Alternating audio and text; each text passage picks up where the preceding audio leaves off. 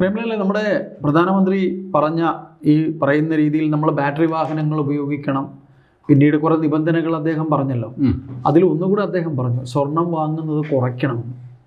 അപ്പോൾ സ്വർണം വാങ്ങരുത് എന്നല്ല, വാങ്ങുന്നത് കുറയ്ക്കണമെന്ന് പ്രധാനമന്ത്രി പറയുമ്പോൾ അതിൽ കുറേ പോയിൻറ്റ്സ് വ്യക്തമാകുന്നില്ലേ? ഈ തീരുവ, ഈ സ്വർണത്തിൻ്റെ ഇറക്കുമതി തീരുവ അത് കൂട്ടാൻ പോകുന്നു എന്നാണ്. കൂട്ടി അതെ. അപ്പോൾ അത് കുറച്ചിരുന്നൊരു ഘട്ടം ഉണ്ടായിരുന്നു. അത് കുറച്ചിരുന്നപ്പോൾ ഇവിടെ വേറെ പല പണികളൊക്കെ നടത്തിയിരുന്നു. ആ പണികളൊക്കെ ഇനി നടക്കാൻ പോകുന്നില്ല. ഇതിപ്പോൾ കൂട്ടിക്കഴിയുമ്പോൾ ആ പണികൾ ചിലപ്പോൾ പൂണ്ടടങ്കം പിടിക്കാനും ഒരു സാധ്യതയുണ്ട് എന്നും പറയുന്നുണ്ട്. അത് ഞാൻ എന്താണെന്ന് പറയുന്നില്ല, പ്രേമ തന്നെ വ്യക്തമാക്കി പറയും. ചേട്ടാ, നമ്മൾ രാജ്യത്ത് ഈ വിദേശത്തുനിന്ന് കൊണ്ടുവരുന്ന ഏറ്റവും വില പിടിച്ച 2 സംഗതികളുണ്ട്. നമ്മുടെ രാജ്യത്ത് കുറവുള്ളതും അത്തരം കാര്യങ്ങൾക്ക് നമുക്ക് വിദേശത്ത് ആശ്രയിക്കേണ്ടി വരും, നിർബന്ധാവസ്ഥയിലുണ്ട്. അതൊന്ന് ക്രൂഡ് ഓയിൽ, അതെ, മറ്റൊന്ന് സ്വർണം. അതെ. എന്തുകൊണ്ടോ ഈ വിദേശ രാജ്യങ്ങളെ അപേക്ഷിച്ച് നമ്മുടെ ഭാരതീയർക്ക് പൊതുവെ, പ്രത്യേകിച്ച് സൗത്ത് ഇന്ത്യൻസിന് ആഭരണ ഭ്രമം ഉണ്ട് സ്വർണത്തോട്. മറ്റു വിദേശ രാജ്യങ്ങൾ സ്വർണത്തെ ഒരു ആഭരണം എന്നതിന് അപ്പുറം ഒരു നിക്ഷേപ സാധ്യതയായിട്ടാണ് കണക്കാക്കുന്നത്. നമ്മൾ ചെറുതായിട്ട് അവശ്യഘട്ടത്തിൽ ഉപയോഗിക്കാനായിട്ട് ഉപയോഗിക്കുന്നുണ്ട്. പക്ഷെ സാധാരണഗതിയിൽ നമുക്ക് സ്വർണം എന്ന് പറഞ്ഞു കഴിഞ്ഞാൽ ആഭരണങ്ങളുടെ രൂപത്തിൽ പ്രകടിപ്പിച്ച് നടക്കുക. പ്രത്യേകിച്ച് നമ്മുടെ കേരളത്തിനെ സംബന്ധിച്ച് വിവാഹങ്ങൾക്ക് തീർച്ചയായിട്ടും അതെ, 1 പവനെങ്കിൽ 1 പവൻ സ്വർണം എത്ര ഇട്ട് അയച്ചു എന്നാണ് ചോദിക്കുന്നത്. ഈ സ്ത്രീധനം പോലുള്ള വ്യവസ്ഥിതികളൊക്കെ ഒളിഞ്ഞും തെളിഞ്ഞും ഇപ്പോഴും ഉണ്ട്. അപ്പോൾ അവിടെയൊക്കെ ഈ സ്വർണം ഒഴിച്ചുകൂടാനാകാത്തൊരു സംഗതി കൂടിയാണ്. അപ്പോൾ ആ ഒരു ഘട്ടത്തിലാണ് പ്രധാനമന്ത്രി നരേന്ദ്രമോദി വന്നിട്ട് പ്രഖ്യാപനം നടത്തുന്നത്, 1 വർഷത്തേക്ക് സ്വർണം വാങ്ങുന്നത് തൽക്കാലം ഒന്ന് നിർത്തിവെക്കണം. കുറയ്ക്കണമെന്നല്ല, നിർത്തിവെക്കണമെന്ന് തന്നെയാണ് പറഞ്ഞേക്കുന്നത്. അപ്പോൾ നമുക്കറിയാമല്ലോ, നമ്മുടെ ഇപ്പോൾ TV തുറന്നു കഴിഞ്ഞാൽ 100,000 ജ്വല്ലറികളുടെ പരസ്യങ്ങൾ വരും. തീർച്ചയായിട്ടും. അപ്പോൾ ഇത്രയും പരസ്യങ്ങളൊക്കെ കൊടുത്ത് അതൊക്കെ വലിയ വലിയ സെലിബ്രിറ്റികളെയൊക്കെ വെച്ചാണ് പരസ്യം. അതെ, വൻ പൈസ മുടക്കി അത്രയും പരസ്യം ചെയ്യണമെങ്കിൽ ഈ സ്വർണ്ണ ബിസിനസ് കൊണ്ട് അത്രയ്ക്ക് ലാഭമുള്ള ഒരു പരിപാടി കൂടിയാണ് എന്ന് അർത്ഥം കൂടി ഉണ്ടല്ലോ. അപ്പോൾ ഈ ഒരു പ്രഖ്യാപനം വന്നതിന് ശേഷം നമ്മുടെ കേരളത്തിൽ തന്നെ പറയാം, സ്വർണ്ണ ആഭരണശാലകളിൽ വിൽപ്പന വലിയ രീതിയിൽ കുറഞ്ഞിട്ടുണ്ട്. പുതിയ സ്വർണം വാങ്ങുന്നത് കുറഞ്ഞിട്ടുണ്ട്. ഇപ്പോൾ ആളുകൾ ചെയ്യുന്നത്, ഇപ്പോൾ കയ്യിലുള്ള സ്വർണം ഇപ്പോൾ വില വല്ലാണ്ടങ്ങ് കൂടി, അത് പരമാവധി വിറ്റ് പണമാക്കി മാറ്റാനുള്ള ട്രെൻഡാണ്. പക്ഷേ ഈ ജ്വല്ലറികൾ ഇപ്പോഴത്തെ ഒരു രീതി സ്വീകരിച്ചിരിക്കുന്നത് പഴയ സ്വർണം വാങ്ങി പുതിയത് കൊടുക്കുക എന്നല്ലാണ്ട് പഴയ സ്വർണം വാങ്ങി വില കൊടുക്കുന്നവർ വളരെ കുറവാണ്. അങ്ങനെ ചെയ്യുന്നവരുണ്ട് കേട്ടോ. അപ്പോൾ എന്തുകൊണ്ട് ഈ സ്വർണത്തെ കയറി പിടിച്ചു എന്നുള്ളത് അറിയണമല്ലോ. ഇപ്പൊ സോഷ്യൽ മീഡിയയിൽ പല കാര്യങ്ങൾ പ്രചരിക്കുന്നുണ്ട്. അപ്പോൾ ഇതിന്റെ മൂല കാരണം നമ്മുടെ വിദേശ നാണയ റിസർവ്, കരുതൽ ശേഖരം, അതിനെ ബാധിക്കാതിരിക്കാൻ വേണ്ടിയിട്ടാണ്. ഇപ്പോൾ ഒരു യുദ്ധം നടക്കുന്നു. അപ്പോൾ യുദ്ധം നടക്കുന്ന സമയത്ത് രാജ്യം സ്വീകരിക്കുന്ന ചില മുൻകരുതലുകളുടെ ഭാഗമായിട്ടാണ് ഇത്. ഞാൻ നേരത്തെ പറഞ്ഞു, നമ്മൾ രാജ്യം ഇറക്കുമതി ചെയ്യുന്നതിന്റെ നേരെ 10% സ്വർണ്ണമാണ്. പിന്നെ വലിയൊരു ഭൂരിഭാഗവും ഇവിടെ ക്രൂഡ് ഓയിലുണ്ട്. 10% സ്വർണം, അത് ഏറിയ പങ്കും വരുന്നത് സ്വിറ്റ്സർലാൻഡ്, UAE, സൗത്ത് ആഫ്രിക്ക എന്നീ രാജ്യങ്ങളിൽ നിന്നാണ്. അതിൽ സ്വിറ്റ്സർലാൻഡിലാണ് ഏറ്റവും 40%, നമ്മൾ വാങ്ങുന്ന സ്വർണത്തിന്റെ 40% വരുന്നത് സ്വിറ്റ്സർലാൻഡ്, UAE 16%, സൗത്ത് ആഫ്രിക്കയിൽ നിന്ന് 10%, മറ്റു പല ഇപ്പൊ ഖാന പോലുള്ള രാജ്യങ്ങളിൽ നിന്ന് പോലും നമ്മൾ സ്വർണം വാങ്ങുന്നുണ്ട്. അപ്പൊ ഇവിടെ നമ്മുടെ രാജ്യം കഴിഞ്ഞ വർഷം ഏതാണ്ട് 800 ടൺ സ്വർണമാണ് ഇത്തരത്തിൽ ഇറക്കുമതി ചെയ്തത്. ഇത് ഔദ്യോഗികമായിട്ട്, അനധികൃതമായിട്ട് വന്നതിന്റെ എത്ര നമുക്ക് അറിയില്ല, അത് പല വഴി മറിഞ്ഞു പോയിട്ടുണ്ടാകും. ഔദ്യോഗികമായിട്ട് 800 ടൺ സ്വർണമാണ് നമ്മുടെ രാജ്യത്തേക്ക് വന്നത്. അതിനുവേണ്ടി നമ്മൾ മുടക്കിയ തുക ഏതാണ്ട് $7,198 കോടി സ്വർണമാണ്. അപ്പോൾ അതിന്റെ അർത്ഥം രൂപയാണ് നമ്മൾ $7,198 കോടി നമ്മുടെ രാജ്യത്ത് നിന്ന് അങ്ങോട്ടേക്ക് പുറത്തേക്ക് പോയിട്ടുണ്ട്. ഇപ്പോൾ വന്നേക്കുന്ന രീതി അനുസരിച്ച്, കണക്കനുസരിച്ച് അന്ന് ഏകദേശം 800 ടൺ സ്വർണം വന്നെങ്കിൽ ഇപ്പോൾ അതിനേക്കാൾ വില വർദ്ധിച്ചു. ഈ 7,198 കോടി രൂപ കൊടുത്തതിന്റെ 24% വില ഇപ്പോൾ വർദ്ധിച്ചു. പക്ഷേ പകരം കിട്ടിയ സ്വർണത്തിന്റെ അളവിൽ കുറയുകയും ചെയ്തു. അതായത് നേരത്തെ ഏതാണ്ട് 800 ടണ്ണോളം സ്വർണം കിട്ടിയെങ്കിൽ ഇപ്പോൾ ഏതാണ്ട് 721 ടൺ സ്വർണ്ണമേ വന്നിട്ടുള്ളൂ. അപ്പൊ അങ്ങോട്ട് പോകുന്ന കാശ് അങ്ങോട്ട് പോയ കാശ് കൂടി, ഇങ്ങോട്ട് കിട്ടുന്നതിന്റെ അളവ് കുറഞ്ഞു. ഏതാണ്ട് മുൻപ് കിട്ടിയതിനേക്കാളും അളവിൽ 4.76% കുറയുകയാണ് ചെയ്തത്. അപ്പോൾ നമുക്ക് കിട്ടുന്നത് കുറഞ്ഞു, അങ്ങോട്ട് പോകുന്നത് കൂടി എന്നതിൻ്റെ അർത്ഥം അങ്ങോട്ട് കൊടുക്കുന്ന ഡോളറിൻ്റെ അളവ് കൂടി, നമ്മുടെ കാശ് പോകുന്നു ഇല്ല. അപ്പോൾ ഇവിടെയാണ് ഈ പ്രശ്നം നിൽക്കുന്നത്. ഇനി ഈ ഡോളർ എന്തുവാണ് ഇത്ര വലിയ പ്രശ്നം എന്ന് പറഞ്ഞു കഴിഞ്ഞാൽ, നമ്മുടെ രാജ്യത്ത് ക്രൂഡ് ഓയിൽ എന്ന് പറയുന്നത് നമ്മൾ ആവശ്യമുള്ളതിൻ്റെ 90% നമുക്ക് വിദേശത്ത് നിന്ന് വാങ്ങുക, അല്ലാണ്ട് വേറെ നിവൃത്തിയില്ല. നമ്മുടെ രാജ്യത്ത് അതിൻ്റെ നിക്ഷേപം ഇല്ല. അതാണ് ബാറ്ററി വാഹനത്തിന്റെ. അതെ, അപ്പോൾ നമുക്ക് ക്രൂഡ് ഓയിൽ വാങ്ങണമെങ്കിൽ അല്ലെങ്കിൽ മറ്റെന്തെങ്കിലും സാധനം വാങ്ങണമെങ്കിൽ ഇപ്പോൾ ലോകവ്യാപകമായി അംഗീകരിക്കപ്പെട്ട കറൻസി നമ്മുടെ ഡോളറാണ്. ഇപ്പം നമ്മുടെ ലോക്കൽ കറൻസിയിൽ റഷ്യയുമായിട്ടൊക്കെ ഇടപാട് നടത്തുന്നെങ്കിലും മറ്റുള്ളതുപോലെ അത്ര സുഗമമായിട്ടില്ല. അതൊക്കെ സ്മൂത്തായിട്ട് വരെ ഇനി സമയമെടുക്കും. പക്ഷെ ഇപ്പോൾ ഒരു അടിയന്തര സാഹചര്യമുണ്ട്. ഈ അടിയന്തര സാഹചര്യം പരിഹരിക്കണമെങ്കിൽ നമുക്ക് കയ്യിൽ ഡോളർ വെച്ചേ പറ്റൂ. അപ്പോൾ ഈ ഡോളറിന്റെ കാര്യങ്ങൾ നിരീക്ഷിക്കുന്നത് നമ്മുടെ റിസർവ് ബാങ്കാണ്. റിസർവ് ബാങ്കാണ് നമ്മുടെ രാജ്യത്തെ ഡോളർ കരുതൽ ശേഖരമാക്കി സൂക്ഷിച്ചേക്കുന്നത്.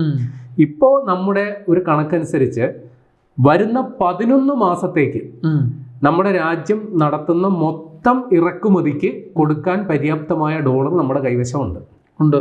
ഏതാണ്ട് 690 ബില്യൺ ഡോളർ നമ്മുടെ കൈവശമുണ്ട്. അപ്പോൾ ഇതിന്റെ അളവ് കുറയുക എന്ന് പറഞ്ഞു കഴിഞ്ഞാൽ അതിന്റെ അർത്ഥം നമ്മുടെ സ്വന്തം കറൻസി ഉണ്ടല്ലോ, നമ്മുടെ രൂപ, അതിന്റെ മൂല്യം വല്ലാണ്ട് ഇടിയുന്നു എന്നാണ് എൻ്റെ അർത്ഥം.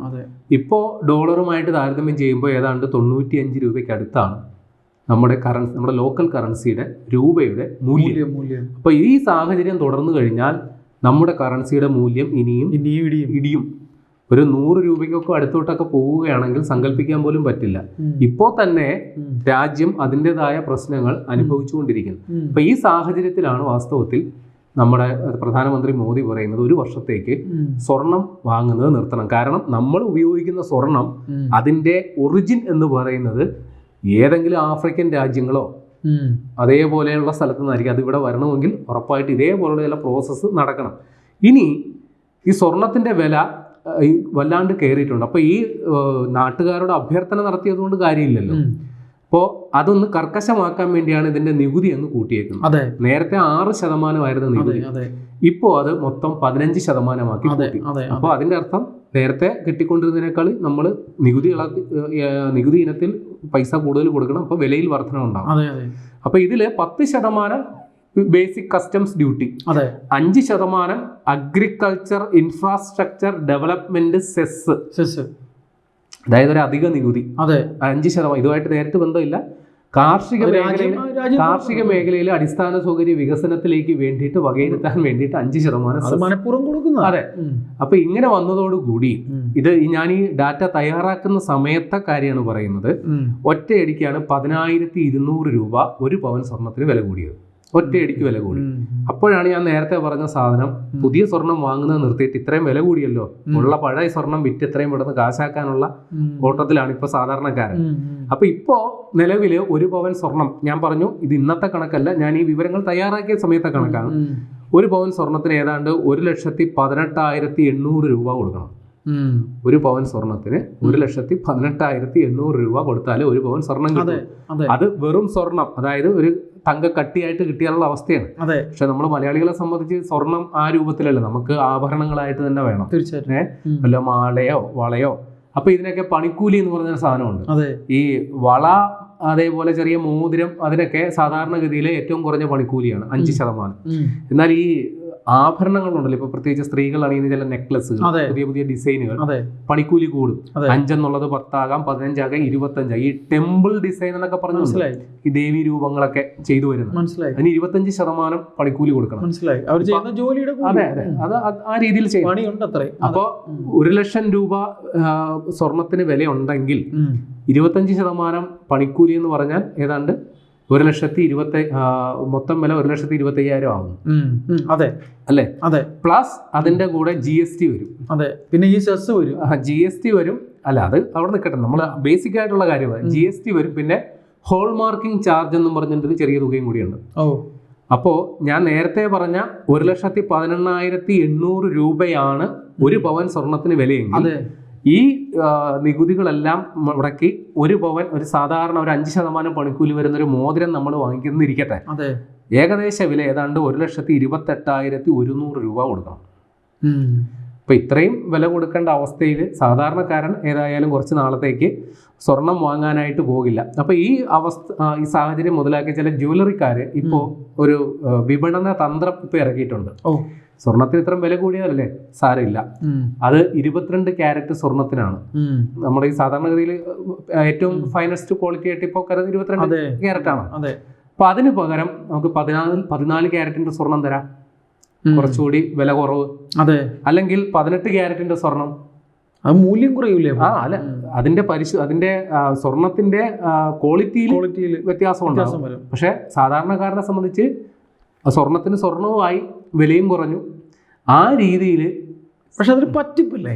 അല്ല, അത് പറഞ്ഞുകൊണ്ടാണ് കൊടുക്കുന്നത്. നിങ്ങൾക്ക് സ്വർണ്ണാഭരണം തിരിച്ച് മാർക്കറ്റിലേക്ക് അതെ, അത് ഇനി വിൽക്കാൻ ചെല്ലുമ്പോൾ അതിന്റെ വില കുറയും. ഏതായാലും ഇത് കണക്കാക്കിയാണ് വാസ്തവത്തിൽ ഈ സ്വർണ്ണം. നമ്മൾ ഈ തീരുവ കുറച്ചിരുന്ന സമയത്ത് ചില കുഴൽപ്പണ ഇടപാടുകളൊക്കെ നടന്നിട്ടില്ലേ? അതായത് ഈ നമ്മുടെ സ്വർണം പൊട്ടിക്കൽ കേസൊക്കെ ഓർമ്മയാണ്. അതാണ് ഞാൻ ചോദിക്കുന്നത്. പിന്നെ ഈ മലബാർ ഗോൾഡിനെ വേറെ രീതിയിൽ ചിത്രീകരിക്കുന്ന സംഭവമൊക്കെ. അപ്പോൾ 6% നികുതി ഉള്ളപ്പോഴായിരുന്നു ഈ സ്വർണം കടത്തും അതേപോലുള്ള പരിപാടികളൊക്കെ കുറഞ്ഞിരുന്നപ്പോ. 6% നികുതി ഉള്ളപ്പോൾ അത് വെട്ടിക്കാൻ വേണ്ടിയാണ് ഈ പരിപാടി മൊത്തം. തീർച്ചയായിട്ടും ഇപ്പൊ അത് 15% ആക്കുമ്പോൾ ഈ കടത്തുന്നവർക്ക് ലാഭം ഇരട്ടിയാണ്. തീർച്ചയായിട്ടും. പക്ഷെ പിടിക്കപ്പെടുന്നത് അല്ല, പിടിക്കപ്പെടും എന്നുള്ളത് വേറെ കാര്യം. അത് ഈ ഒരു സാഹചര്യത്തിൽ ഉറപ്പായിട്ടും കസ്റ്റംസ് അടക്കമുള്ള ആൾക്കാരെയൊക്കെ കഴിഞ്ഞ ഭരണകാലത്ത് ഉണ്ടായത് അത്തരത്തിലുള്ള സ്വർണ്ണക്കടത്തൊക്കെ അതവിടെ വീട് മനുഷ്യ. നമുക്ക് കാര്യത്തിലേക്ക് വരാം. അപ്പൊ ഇവിടെ ഞാൻ അതും കൂടെ ചേർത്ത് പറയുക. അതെ, അത് നമുക്കറിയാമല്ലോ. നമ്മുടെ കരിപ്പൂർ വിമാനത്താവളവുമായിട്ട് ബന്ധപ്പെട്ടുള്ള സ്വർണം പൊട്ടിക്കൽ കേസും അതിൽ ചില പ്രമുഖർക്ക് അതിൽ പങ്കുണ്ടെന്നുള്ള ആരോപണം, ആ പ്രമുഖർ ആ മുന്നണി വിട്ടു പോയെന്നൊക്കെ ഉള്ള പ്രശ്നങ്ങളും ഒക്കെ ഉണ്ടായി. തീർച്ചയായിട്ടും. അപ്പോൾ ഇവിടെ ഈ 6% നികുതി ഉള്ളപ്പോഴാണ് ഈ കുഴപ്പങ്ങളൊക്കെ ഉണ്ടായിരുന്നത്. അതിപ്പോൾ 15% നികുതി ആകുമ്പോൾ 1 ഗ്രാം സ്വർണ്ണമെങ്കിലും കടത്തിക്കൊണ്ട് വന്നാൽ ലാഭം അതനുസരിച്ചുണ്ട് എന്നാണ്. അപ്പോൾ ഈ സാഹചര്യത്തിൽ ഉറപ്പായിട്ടും ഇമാതിരി വേലത്തിൽ ഒപ്പിക്കുന്നവന്മാർക്ക് പിടിവീട് തന്നെ ചെയ്യും. അവർക്കൊരു അവസരമാണ്. പക്ഷെ അതൊരു സൂചനയാണ് അദ്ദേഹം നൽകിയത്. അത് ഇക്കാര്യത്തിൽ ജാഗ്രതാ നിർദ്ദേശം കസ്റ്റംസിനും എൻഫോഴ്സ്മെന്റിനും അടക്കമുള്ള ഏജൻസികൾക്ക് ഇതിനോടകം കൊടുത്തിട്ടുണ്ട്. അപ്പോൾ കാത്തിരുന്ന് കാണണം എന്താണ് വരുന്നതെന്ന്.